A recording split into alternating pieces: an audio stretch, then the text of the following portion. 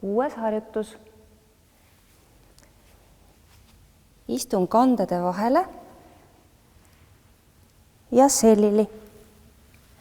Käed on sõrmseongus ja sirutan käed üle pea sirgeks ja hoian asendit. Lõdvestan pinges kohad.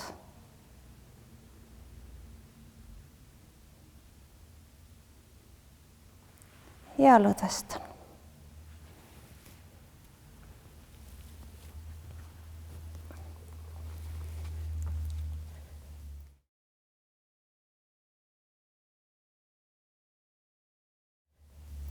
Natuke kergem versioon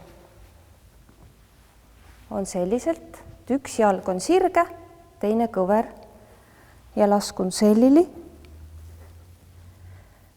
Käed sõrmseongus, sirutan üle pea ja hoian asendit.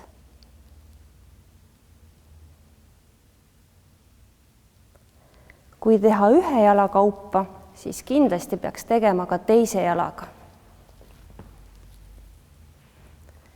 Ja põlv võib jääda natukene ülesse, põlv ei pea ulatuma põrandani ja hoian asendit.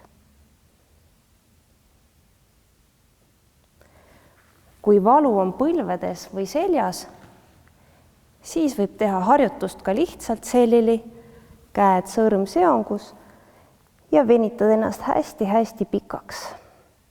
Käed ja jalad on sirged ja keha on välja sirutatud.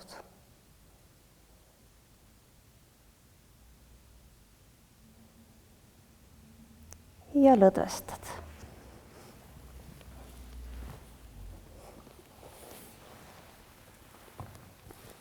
Nüüd oleme kõik 6 harjutust läbi teinud.